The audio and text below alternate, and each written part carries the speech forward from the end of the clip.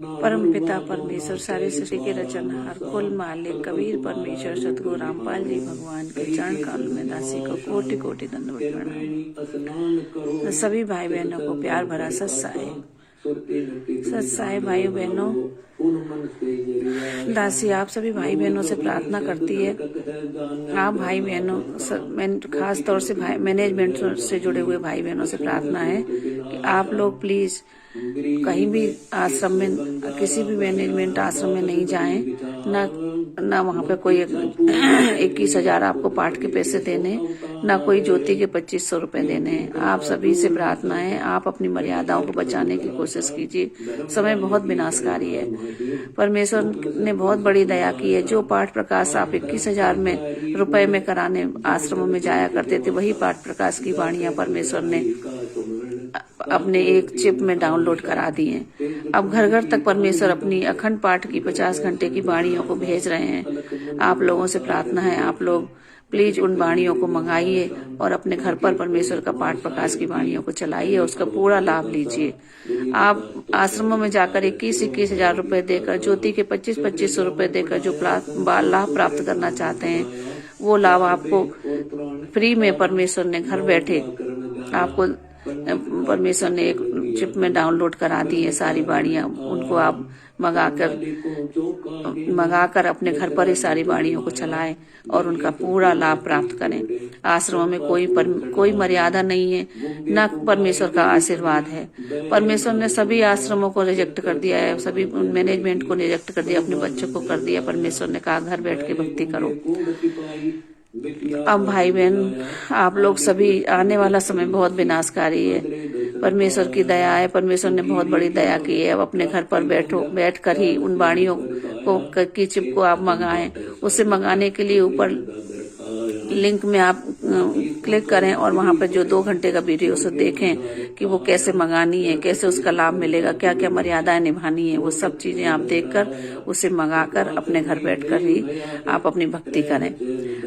भाई बहनों, देखो, मैं आप लोगों से हाथ जोड़कर विनती करती हूँ कि आप लोगों को अपनी मर्यादाएं बचाने के लिए पवन भैया की वीडियो देखनी ही पड़ेंगी, क्योंकि उनकी वीडियो देखे बिना आप गुरु को भगवान नहीं मान सकते और ना ही आप अपनी मर्यादाएं बचा सकते हैं।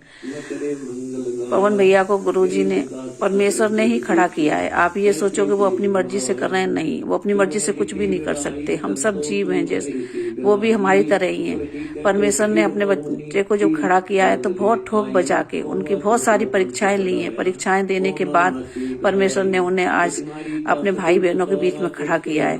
जैसे क्लास में एक टीचर का क्लास से कहीं बाहर जाता है, एक मॉनिटर से कह के जाता है कि बच्चों सब थोड़ा संभाल लेना। उसी तरह परमेश्वर ने अपने एक बच्चे को खड़ा करके निमित्त बनाकर सभी भाई बहनों को समझाने के लिए उन्हें खड़ा किया है। उनकी एक एक बात आप लोग ध्यान से सुने और समझें, वो उनकी वीडियो को देखें। आप लोग ये ना सोचें कि उन्हें देखने से हमारा नाम खंड हो जाएगा। नहीं, ऐसा नहीं होगा, क्योंकि परमेश्वर भी कहते हैं सबके सब धर्म गुरुओं की पहले आप सुनो, देखो और उसके बाद मेरी देखो। जो ज्ञान आधार से आपको सही लगे उसको अपनाओ, बाकी छोड़ दो। तो उसी तरह से परमेश्वर ने अपने एक बच्चे को खड़ा किया है। भाई बहनों, पवन भैया ऐसे खड़े नहीं हुए। उन्हें बहुत परमेश्वर ने बहुत परीक्षाएं की ली। मैनेजमेंट वालों ने भी उनके साथ बहुत कुछ गलत किया है, जो उन्हें नहीं करना चाहिए, तो उन्होंने अपने कर्म फोड़े हैं।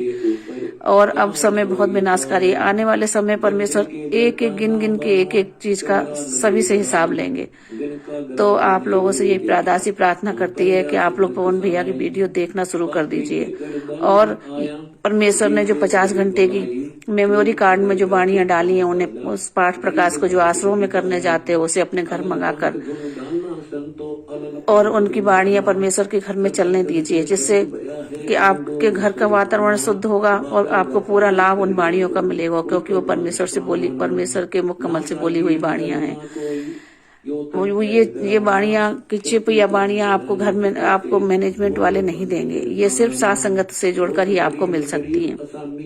आप साथ संगत से जुड़ने से पहले एक बार आप उनकी वीडियो देखिए और ज्ञान आधार से उन्हें समझने की कोशिश कीजिए।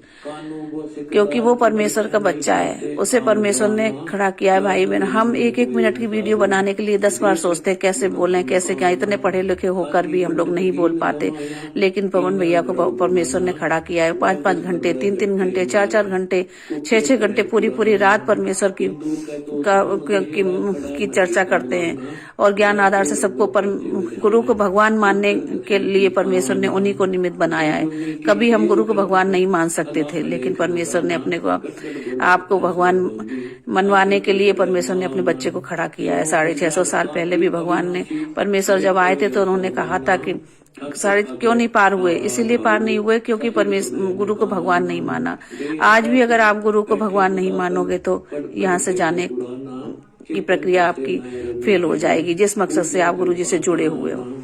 तो इसलिए आपसे दासी प्रार्थना करती है, आप लोग प्लीज उनकी वीडियो को देखिए, उन्हें समझने की कोशिश कीजिए और ज्ञान आधार से चलने की कोशिश। ये ना सोचें कि पवन भगत ऐसे, ये भगत पैसे खाता है, ये करता है, ये सब चीज गलत है, सब झूठ है। वो कुछ नहीं खाते भाई। देखो एक बात आप लोग सोच के देखिए, आप लोग किसी कंपनी में काम करते हो, कहीं कोई सरकारी है या प्राइवेट है, तो वो सरकार आपको तनख्वाह देती है। वो परमेश्वर का बच्चा तो सर के साथ सच्चे सरकार की नौकरी कर रहा है, क्या परमेश्वर उसे खाने के लिए नहीं देंगे? परमेश्वर खुद नहीं आएंगे, लेकिन अपने बच्चों को निमित्त बनाकर उस तक उनकी जो भी परमेश्वर ने उनके लिए सोच रखा है वो उनको पास भिजवाएंगे। जीव की औकात नहीं है कोई 1 रुपया भी किसी को दे सके। 1 रुपया भी जमीन पे गिर जाता है, हम 10 बार उसको ढूंढते हैं, उसे खोजने की कोशिश करते हैं कि वो कहाँ गिरा, देखते हैं। किसी को हम अपने बच्चों को भी कभी फालतू पैसे नहीं देते, तो क्या हम भाई बहन उनको दे देंगे? नहीं देंगे, कोई भी नहीं दे सकता। आप लोगों ने गलत समझ रहे हो। हाँ, संजय का ये